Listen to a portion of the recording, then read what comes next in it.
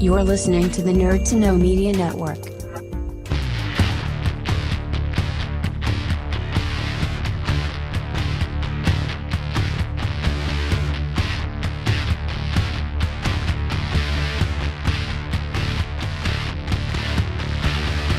This is Bryn here on Nerd to Know Media, and I am joined with a very special guest. This is the founder of a game I have been following for a number of years.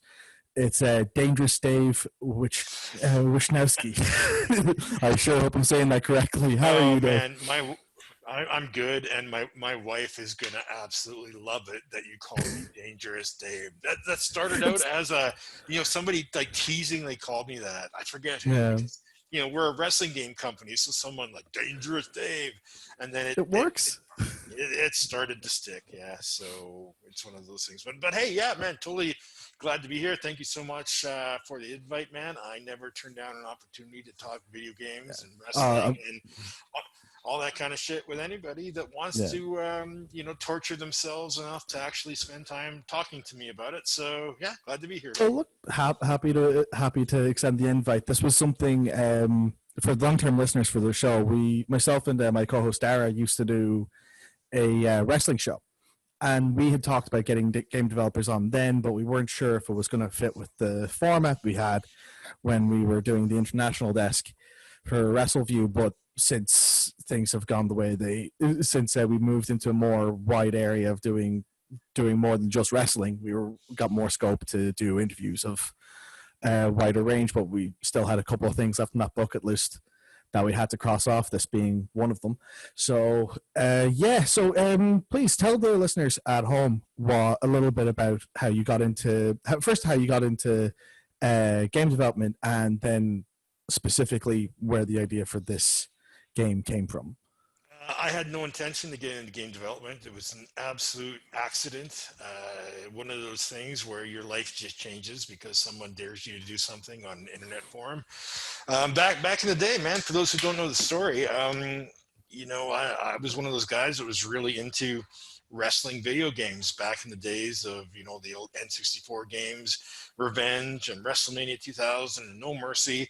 So long story short, I was really looking forward to the next gen at the time, Nintendo GameCube, and I thought, oh yeah, man, the sequel to No Mercy is going to be so awesome. Of course, a lot went wrong during the development of that game, and when it came out, I was so disappointed. I was one of the original internet trolls, and I'm embarrassed about it now, but I was on a GameFAQs forum, calling the game developers lazy and stupid and assholes and just being a complete jerk. And someone said, hey, if you think you can make your own game, or if you think you can do better, why don't you make your own damn wrestling game? So I thought, fine, I will. How hard can it be? Turns out it's very hard. There's a reason why there are very, very few wrestling game developers in the world. It's harder than hell. So that's how I got kind of started there, just little by little. I was like, okay, let's make a wrestling game.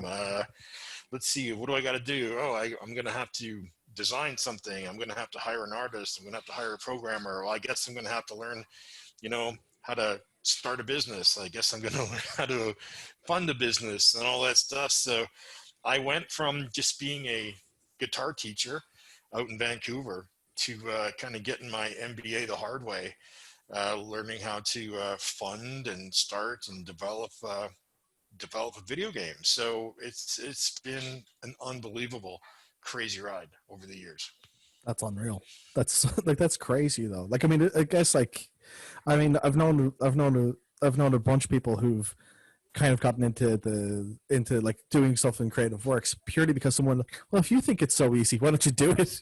There's something very like rock and roll about starting because someone just like made you put your money where your mouth is. Wow, that's a good kind of comparison to make because before I was a game developer, a rock and roll guitar player, teaching music and being in bands and stuff, and it really became it really started almost. It was just like the straw that broke the camel's back. I've always been kind of a self-employed guy, hustling and doing what I can to pay the rent, support the family, and that. And at the end of a hard week, you know, some guys like to sit down and drink fine red wine and watch football or whatever. I just wanted to boot up a video game and play a goddamn wrestling game. That's what I Yeah. wanted. So when this WrestleMania 18 X8 came out for GameCube and it was so disappointing, I was just like, this can't stand. They can't take wrestling games away from me too. Yeah. You know, so it really became, I had no desire to be a wrestling game developer really. But you know, if you really love games, learn how to make them. And if no one's going to make the game you want to play, then you have a choice: never play the game you want to play, or friggin' learn how to make it yourself. Yeah. You know, it would have been easier to let someone else make it for me, for sure. But it wouldn't have been as fun. It's been an adventure. That's so cool. So whereabouts did you get the start putting together the pieces to make specifically Pro Wrestling X? Then was that always, has that always been the idea of what the game is now? Has that always been what you've wanted to make, or has that gone through a few different iterations? No, if you would have told me back when I started this that Pro Wrestling X would be where it is today, I never would have believed it. I would have been happy to make a little 2D sprite game like NES Pro Wrestling with Starman or something. That would have fulfilled me. I would have been, that's as good as I thought I could get, right? So basically, you know, I did things the traditional way, kind of the hard way, you know, to make, again, not to make the story take forever, but when I tried to raise the funds to start this company, you know, first you have to make a little prototype. You know, you've got to prove that you can do something before we'll give you enough money to make a big version of it, right? So, you know, I made a tiny little demo of a wrestling game. I think I borrowed like 50 grand to do that, which is funny for two reasons. For one, 50 grand for a guy that came from a long line of trailer parks is a lot of freaking money. Like, it's like years of salary for me, right? Back in the day, especially. But at the same time, you know, I talk to indie game developers now who they don't even bother turning on their computer unless they've got at least $250,000 budget to spend on something, right? Like, it's so expensive, you know, to make video games. So I just kept iterating. You know, we did the prototype, we got a little funding then to make a bigger version of the game. And then once that came out, we're like, okay, we proved we can kind of make two guys grapple each other and make a little wrestling, but it needs to get better. Well, we've kind of hit the end of the game engine technology at that point. We got to start over. So we had to rip it all down and start again with current technology. And we've had to reboot the game almost every 4 to 5 years, starting over. Yeah, it's almost every game generation. You know? Yeah, pretty much. You know, like you know, like even recently, like we launched on Steam early access a few years back, and even then we added so much to the game, like scaffold matches, Hell in a Cell, and all this stuff, and we added so much to the game that even as recently as like 3 years ago, we couldn't add any more to the game. The game engine couldn't handle it, so we had to start over again, you know. And that kind of thing can be disheartening to someone who's impatient, but if there's anything this Pro Wrestling X project has taught me, it's how to be patient, you know. So you know, we built it again, like the version of Pro Wrestling X that we're sharing with people on Patreon and on the Steam Bleeding Edge channels. That's probably the 6th iteration or generation of Pro Wrestling X since we started from scratch again. Yeah. I was saying this off the air, but like I caught it around the time that you were promoting it on Kickstarter. So that would have been, that must have been the version before you went to Steam with it. So that would have been like the 3rd iteration of it. Wow. Yeah, I think at the time we launched that campaign, our publicly released version of Pro Wrestling X was a little game called Uprising, right? Which basically was a horrible game. It was hacked together with art assets that we had what we had, so we had to make something work with it. But at least it showed people that we understood how a wrestling game should play and work and what could make it fun if we had another opportunity. So yeah, that's a perfect example of when we had to start over. I mean, even since then, even since that Kickstarter, the version of Pro Wrestling X you see on Steam now is still a really small little 2% of the game we want to make. But even then, it feels like just that too. yeah, I mean, and even just to get that amount of gameplay, that little what they call vertical slice of gameplay, hundreds and hundreds of animations just to get that much gameplay. Like, again, there's a reason nobody makes wrestling games. Really, it's so much more in depth than a lot of other styles of games. You can make a first-person shooter without as many animations as you need to make a wrestling game, for sure. So yeah, it's pretty eye-opening exactly how much art content and everything it takes to make a wrestling game. But that's kind of what's so from my perspective, that's what makes it so interesting, because you compare it to, you compare, like, you look at what you guys have done, because everything's been animated fully from scratch, and back back in the N64 days, that's how those games were done. Were done at that point, and it's only the WWE games only started doing full-on mocap in the last decade.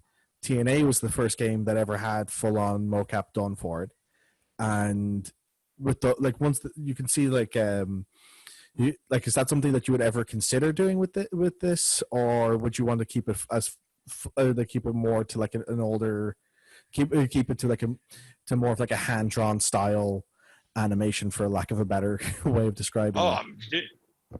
Buddy, I could spend the next half hour just totally going down the nerd rabbit hole on the reasons why those decisions are made. So just stop me from talking whenever I've asked for your question. But we could do mocap, right? Motion capture, obviously, you can get a bulk of animation done pretty quickly, just with a motion capture shoot. But what we've learned is that isn't something you just drag and drop into your game. We did motion capture today. Now all those moves can be in the game. Nah, it has all that animation needs to be cleaned up. You have to match the first frame and the last frame of an animation with the first frame of the animations that came before and after it in your flow chart of how the animations work together, right? So financially, motion capture wouldn't save us any money. We would still have to pay an animator to clean up the animation and get it game ready, right?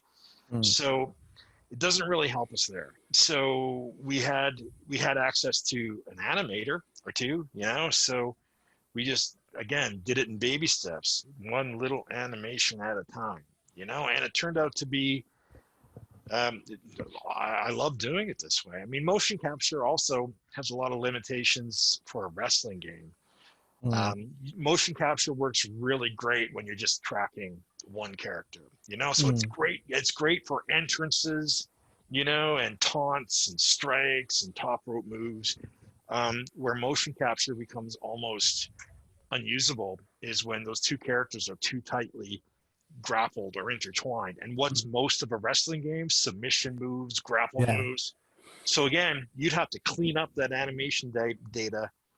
It would take so much labor that it wouldn't really save you money, Yeah. I think it's also I saw a tweet recently from Matt Dickey, who I know you're a big fan of as well, who said that there's something about having a game where there's realistic gameplay elements to it, but it looks really cartoony, where it has a trick of the mind effect for it, where it makes it more immersive. Is that something you'd agree with? Or? Oh, absolutely. In fact, one of the first things we learned when we really got a chance to start animating wrestling moves is we thought, okay, we're going to make this look really good and authentic. So we're going to actually use video of our favorite wrestling moves as reference, right? And literally the animators would almost trace a video of someone doing a brain buster, right? And literally frame by frame trace it. And we put it in the game and realized this sucks. It doesn't have any impact. There's no drama. And then we realized, well, of course, in real life, quote unquote, you're not really dropping a guy on his head. There really isn't any impact. You know what I mean? So we found we had to actually over exaggerate things just enough So yeah, to actually like work the move a bit more, basically. Yeah. So it became like this weird Inception thing where, okay, we have to make this look more fake so it looks more real to authentically emulate the fake sport where they're not really getting hurt, so it looks like you're getting hurt. So yeah, it's been funny. That's what I noticed when you introduce blood into the game, where like the blood is so over the top that it's like, oh god, you know. Well, like, I'm it kind glad of shocks you, like. And that's another great thing to talk about. When we introduce blood in the game, and physics is another great one, we're really transparent in terms of we generally show people what we're working on as we're working on it. We don't wait till it's finished and polished, obviously, or we'd never get anything released, right? So when we introduce blood, when we're developing the game, we need to see shit. We need to see happen. So the blood effects were like turned on full blast, 10 on 10. So we could really kind of, bug hunt and everything and make sure we knew when the guys were bleeding, right? So we ship it like that. And, we told people, don't worry, this blood is really over the top right now. We'll dial it back and make it look more realistic, thinking that's what everybody would want. Yeah. And everyone's like, dude, if you make it more realistic, please leave in the option for this level. Don't take it out. And same thing happened with physics. Having a slider would be amazing. Well, that's the plan. That's absolutely the plan. It's one of those things where, like, I think as well, like with like one of my favorite wrestling shows ever is Lucha Underground, and I love how it just goes completely over the top with the idea of what wrestling is, and I kind of love that your game goes in that kind of a direction as well, where it just really does overemphasize, like everything's kind of like hyper emphasized in terms of what it is, like yeah, it's one of those, I think it's one of the things that like it's one of like the last things that came in that I've really, really loved. It's like the same thing when the scaffold match came in. That was brilliant. It's one of the best it's one of the best scaffold match types I've ever played, and it's not even finished yet, and I love it already. So like, it's really, we're really learning a lot, like, about being wrong.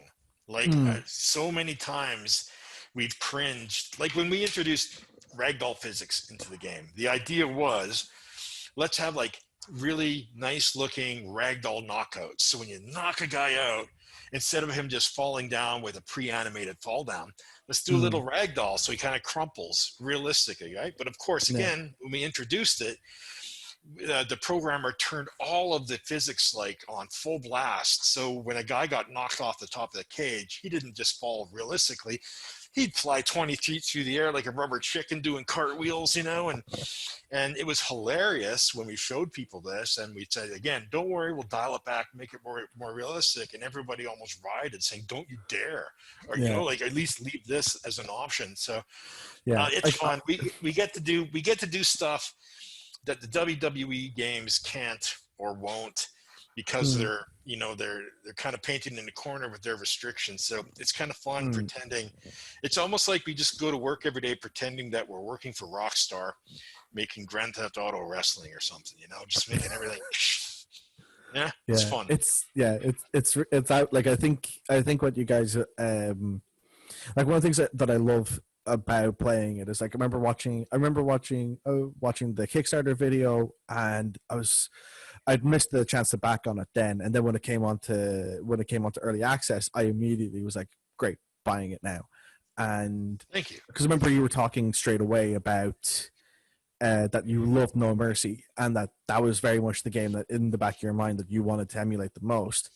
And I was so happy when I played it first to go, this is exactly a more modern version of No Mercy, and still feeling like okay, this is definitely gives you the feeling of No Mercy, even if I don't have all the features and if I don't have all the full moveset and all that kind of stuff. The feeling is there, which gives it, like I was talking about this with Dara, who unfortunately wasn't able to do the show, but to do this interview, but he got to play it as well, and both of us were going, when this is done, this is going to be one of the best wrestling games ever made whenever it gets to that point, because it's just the feeling of potential is so high with it. And thank you, that feels good, that's great.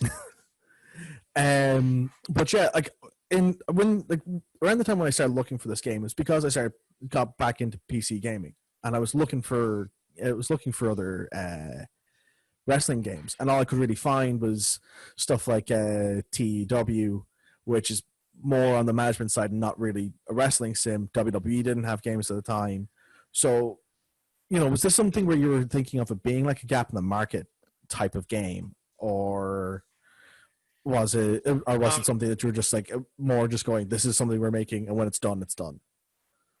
Well, here's the good news, bad news answer to that question is, Sure. Even if we had like 20 million bucks in the bank to spend on this, Pro Wrestling X would never ever be done, because we'll always want to add something to it. You know what I mean? And now that we're on the PC platform, there's no reason to really label, the game is finished and then spend another however many years making Pro Wrestling X2.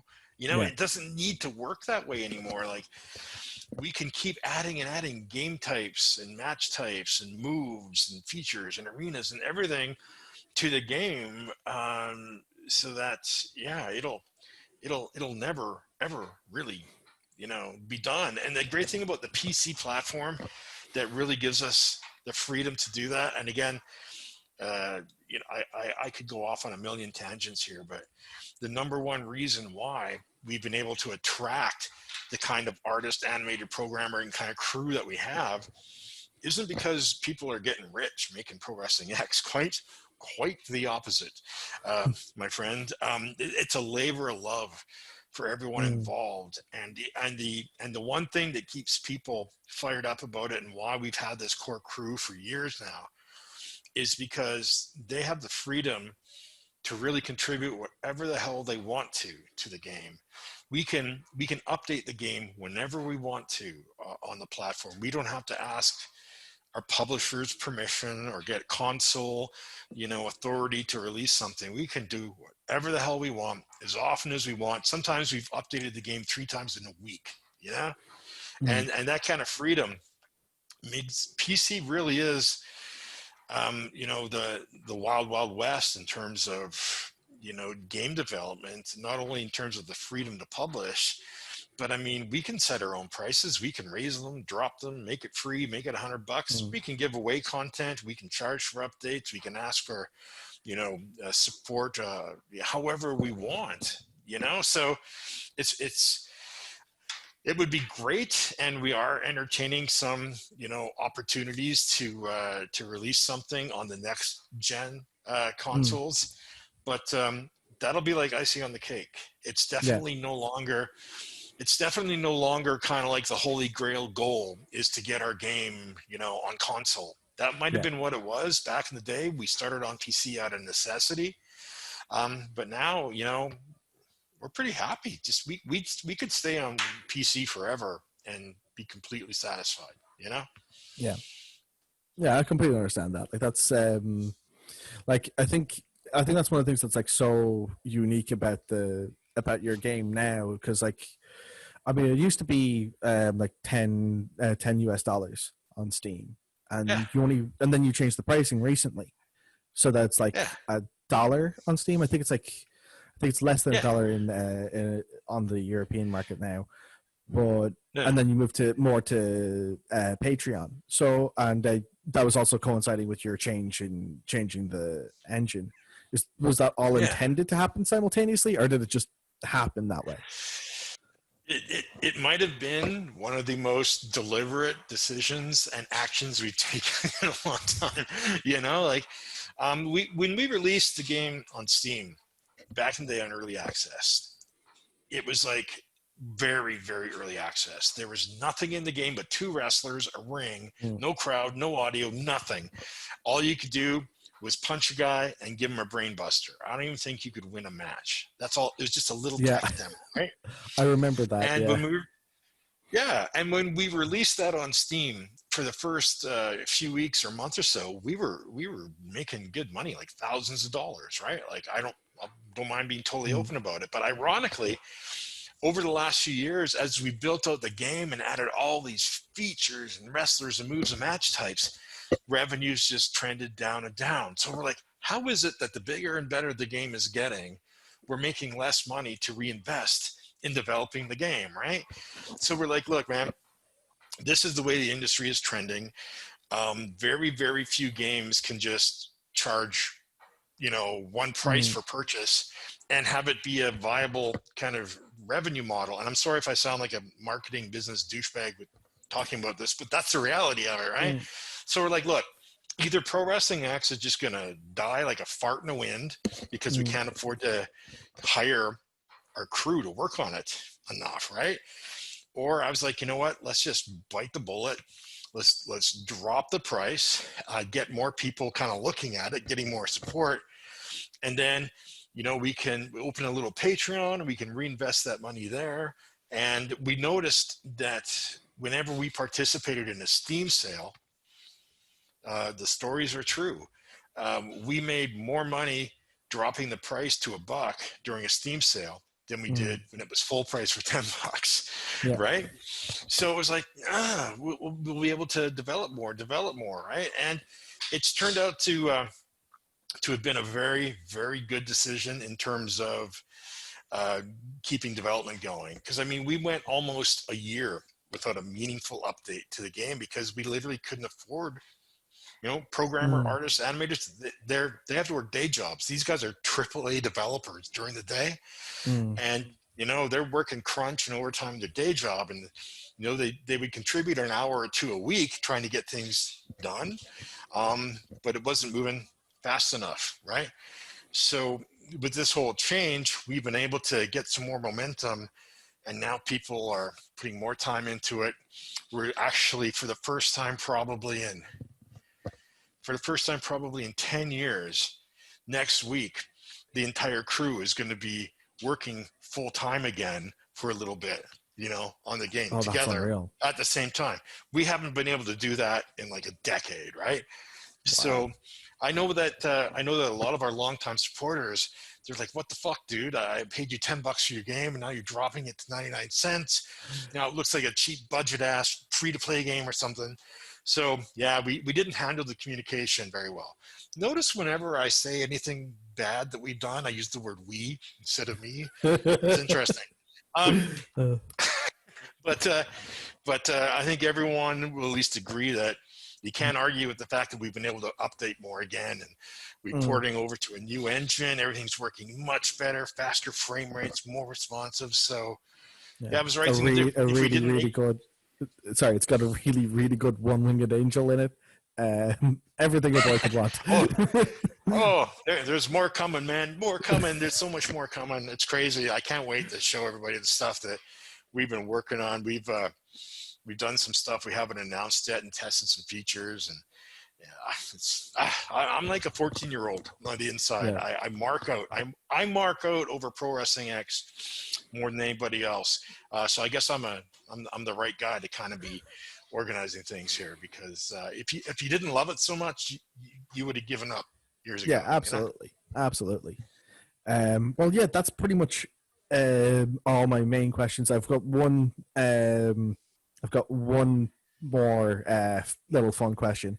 If you couldn't play No Mercy or PWX, what wrestling game would you play? Okay, well, trick question. If I couldn't play No Mercy, I would, or Pro Wrestling X, I'd go to Virtual Pro Wrestling 2. But that's kind of a cop-out answer because that's made by the same company and almost the same game, right? Yeah. I had Fire Pro. Yeah. Fire Pro, man. Like, the newest one or one of the oldest? Oh, I got a special place in my heart for Fire Pro D on the Dreamcast. That was my first Fire Pro game, Yeah, I've never had so much fun getting my ass kicked and not winning a single match for a month until I figured it out, right? Yeah. The timing. But Fire Pro, just it's such an open-ended game. Yeah, I wish it had more, like, kind of current match types and stuff and that. But, you could... There's something special about Fire Pro games, though. Like, the gameplay is so simple, but there's so much... Once you start, like, chipping away at it, you realize there's, like, this crazy level of depth to the game. and it's just a joy. Exactly. You know? Exactly. What I find it ironic that people, in the wrestling game kind of community, in general, we slam and hate arcade style games, and we love our simulation style games. Yeah. But what's ironic is that Fire Pro plays mechanically one of the most arcadey games ever. But the depth in it, and the way you can actually, tweak and play with the AI and the behavior and the CPU settings and the parameters, the stats, that's what makes it a sim, Yeah, the CPU setting in it is insane. Like it's, I mean, the only game I can think of that allows more character depth is Dungeons and Dragons. And that's like it, like it's crazy. Yeah. But that's pretty much all the questions I have. Do you have anything that you'd like to plug? Probably your Patreon. You know what, man? I'm the world's worst salesman, so even I forget to even mention our website URLs and stuff during interviews. So thanks for asking. I just want to thank everybody for hanging in there for the whole history of Pro Wrestling X. Everyone who supported our decisions over the years and recently to keep things fired up and going. I even want to thank the people who really, really hated what we've done recently, because they cared enough to hate what we did, so it was really good to get that kind of feedback from people, honestly, whether they loved it or hated it. The fact that anyone gives a shit to even share an opinion, really, that's what's important. That gives us an opportunity to fix things that need to be fixing, improve on things that people already love and want more of.